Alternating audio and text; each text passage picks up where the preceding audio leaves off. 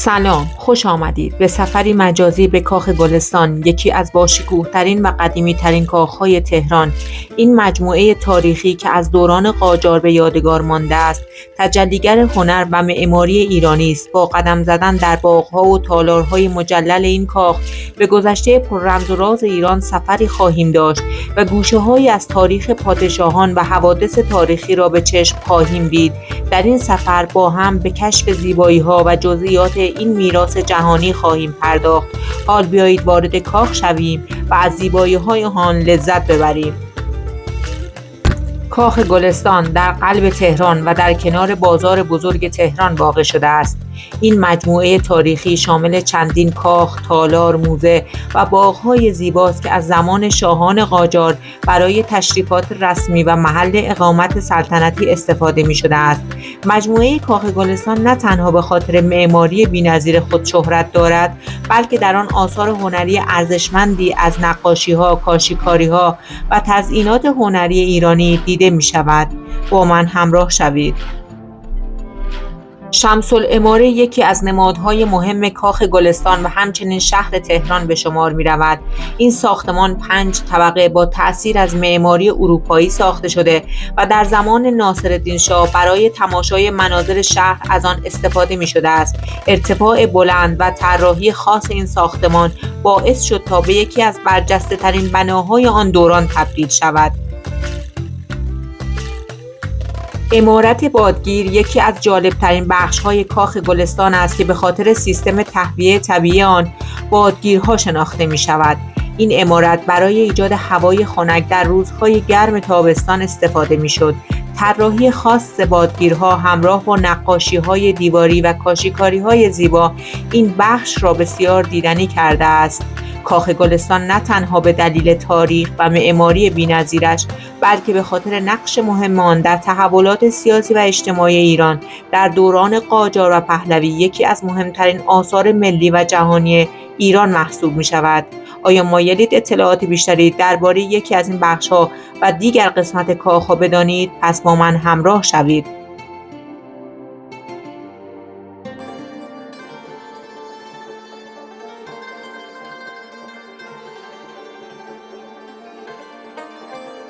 تالار آینه یکی از مشهورترین بخش‌های کاخ گلستان است که به دلیل آینه‌کاری‌های دقیق و استادانه اش معروف است. این تالار برای مراسم‌های رسمی استفاده می‌شده و تصویری با شکوه از دوران قاجار را به نمایش می‌گذارد. تالار آینه یکی از شاخص‌ترین و باشکوه‌ترین بخش‌های کاخ گلستان است و به دلیل طراحی و تزئینات بسیار زیبای خود به نمادی از عظمت و هنر ایرانی تبدیل شده است. تالار آینه به دلیل آینه‌کاری‌های بسیار دقیق و استادانه‌اش که توسط هنرمندان ایرانی در دوران ناصرالدین شاه قاجار اجرا شد، بسیار شهرت دارد. دیوارها و سقف این تالار با آینه‌های کوچک و بزرگ به شکلی هنرمندانه پوشانده شده‌اند که نور و تصویر را به طرز خارق‌العاده‌ای بازتاب می‌دهند و فضایی بکر و رویایی ایجاد می‌کنند. این تزئینات با ظرافت و دقت بی‌نظیر طراحی شده و هر قطعه آینه به گونه‌ای قرار گرفته که با دیگر قطعات همخوانی داشته باشد، به طوری که بازتاب نور در تالار حالتی جادویی به فضا می‌بخشد. ناصرالدین شاه که به هنر و فرهنگ علاقه‌مند بود، دستور ساخت تالار آینه را در کاخ گلستان داد. او به دنبال ایجاد مکانی بود که هم برای برگزاری مراسم‌های رسمی استفاده شود و هم نمایشی از ثروت و شکوه دربار قاجار باشد. شاه در مراحل ساخت این تالار شخصاً نظارت داشتند و از نزدیک بر انتخاب مواد و طراحی آن نظارت می‌کردند. تالار آینه علاوه بر زیبایی خود به خاطر نقاشی معروفی که توسط استاد کمال‌الملک نقاش مشهور دوران قاجار از این تالار کشیده شده است نیز شهرت دارد.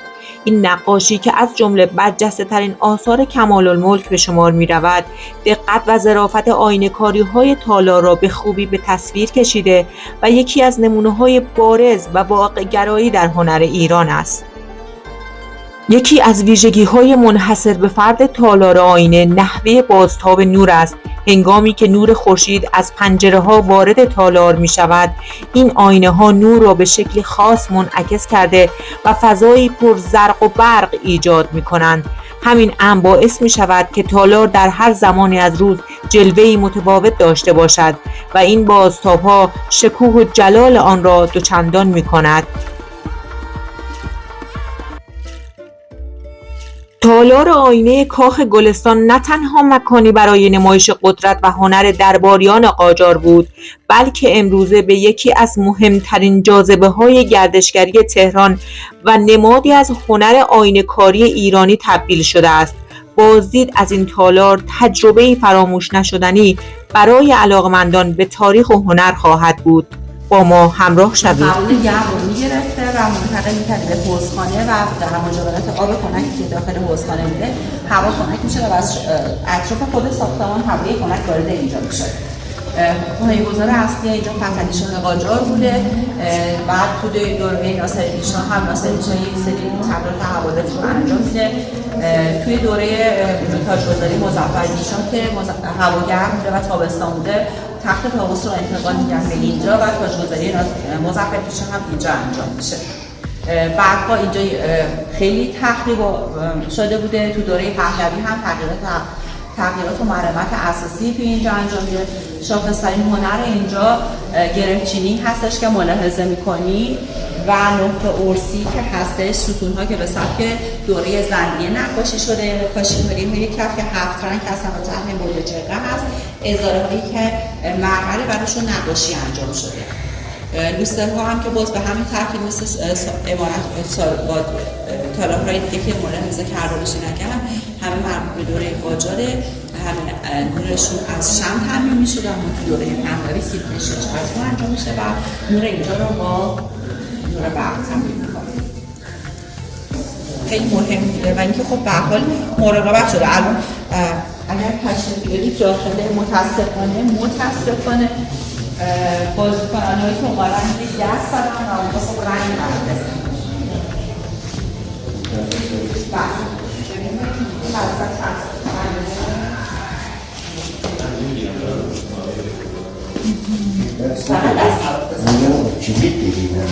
دیگه اصلا ما عید اینجا من دارم توضیح میدم که آقا خانم دوستان لطف کنید دست نزنید، نباید دست نزنید، برگشتن میگی آقا داره شو کرده داره میمونه. میگم چرا اینجوری؟ میخوام ببینم جنسشه.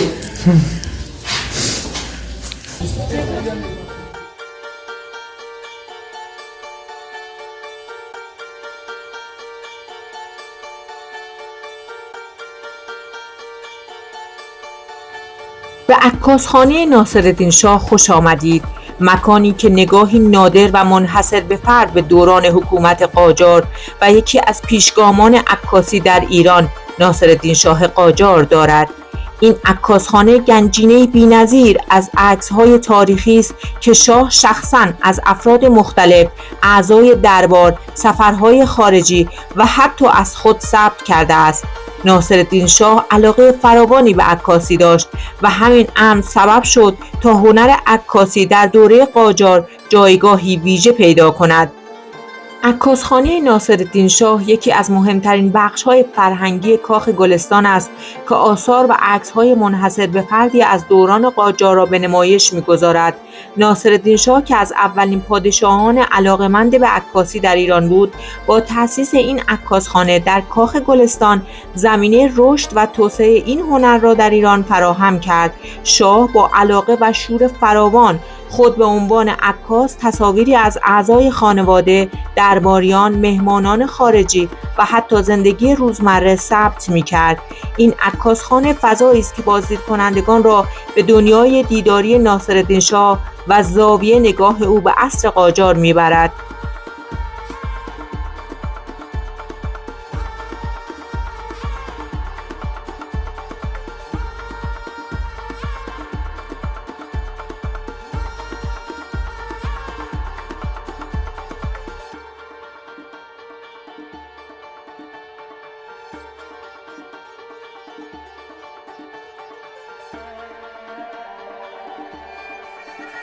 موزه کاخ گلستان یکی از گنجینه‌های ارزشمند تاریخی و هنری ایران است که در دل این مجموعه باستانی جای گرفته است و آثار نادر و منحصر به فردی از دوره‌های مختلف به ویژه دوران قاجار را در خود جای داده است.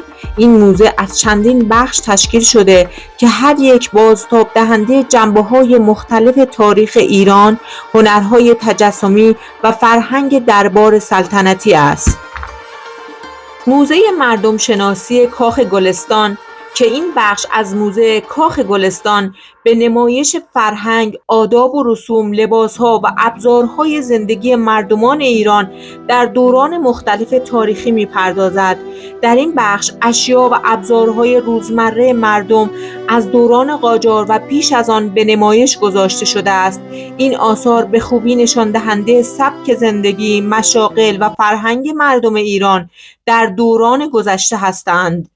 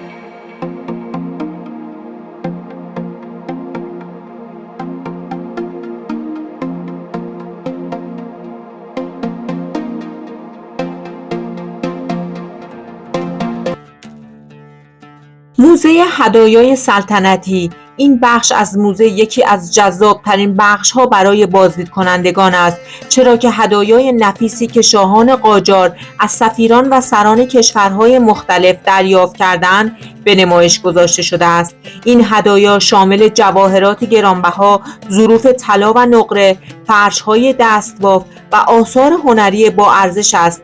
هر یک از این اشیا نشان دهنده روابط دیپلماتیک و تعاملات فرهنگی ایران با دیگر کشورهای جهان در دوران قاجار بوده است.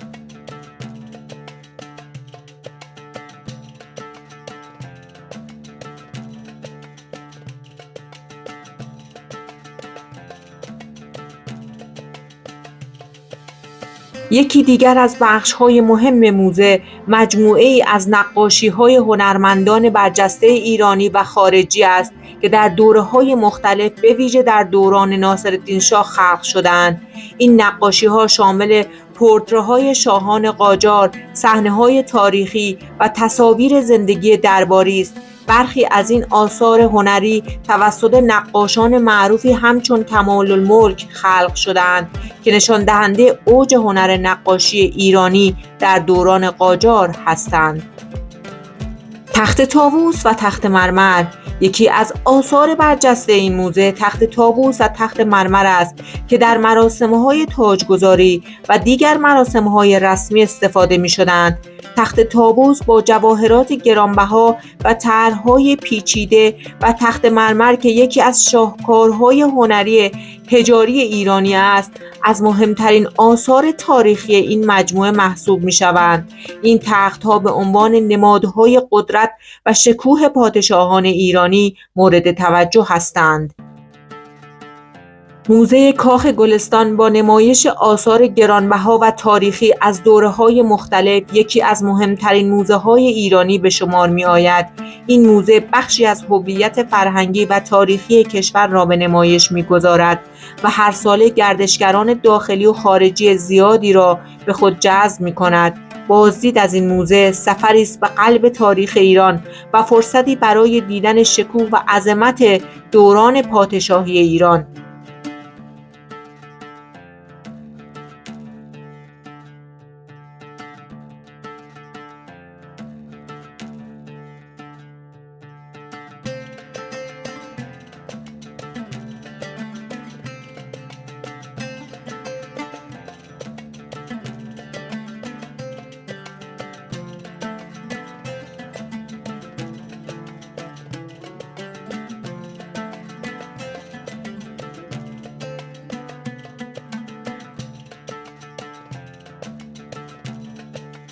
کاخ گلستان با تاریخ طولانی خود در برگزاری مراسم‌های تاجگذاری مکانی مناسب و نمادین برای این رویداد به شمار می‌رفت.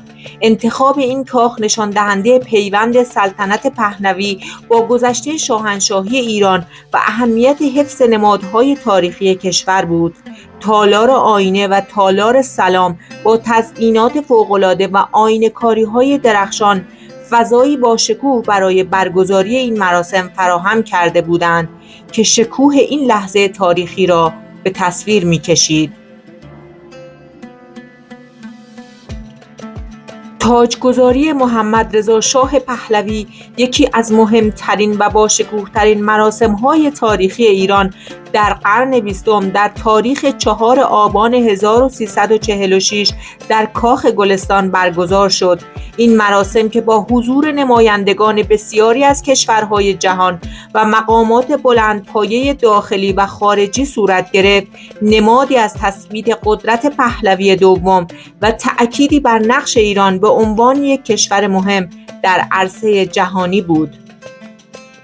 موزه ظروف کاخ گلستان یکی از بخش‌های بسیار دیدنی این مجموعه تاریخی است که مجموعه‌ای از زیباترین و نفیس‌ترین ظروف سلطنتی را در خود جای داده است.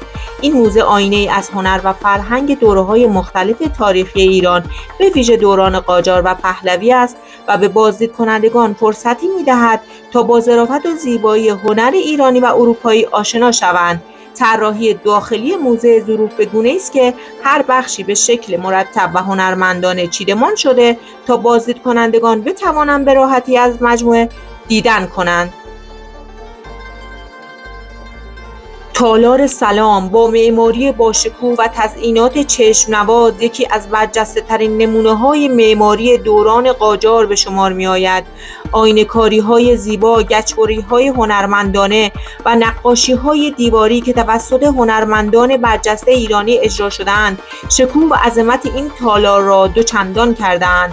سقف بلند و با شکوه تالار با تزئینات طلایی و نقوش برجسته جلوه‌ای از هنر و ذوق ایرانی را به نمایش می‌گذارد. استفاده از آینه‌کاری‌ها در دیوارها و سقف باعث می‌شود تا نور به شکلی خاص در تالار بازتاب پیدا کند و فضایی درخشان و مجلل ایجاد شود. تالار سلام در دوران قاجار برای برگزاری مراسم‌های رسمی، دیدارهای مهم دیپلماتیک و سلام شاهانه استفاده می‌شد. مهمانان خارجی، سفیران و شخصیت‌های برجسته سیاسی در این تالار با شاه ملاقات می‌کردند. این مکان همچنین به عنوان جایی برای نمایش گنجینه‌های سلطنتی مانند تخت طاووس و دیگر اشیای ارزشمند مورد استفاده قرار می‌گرفت.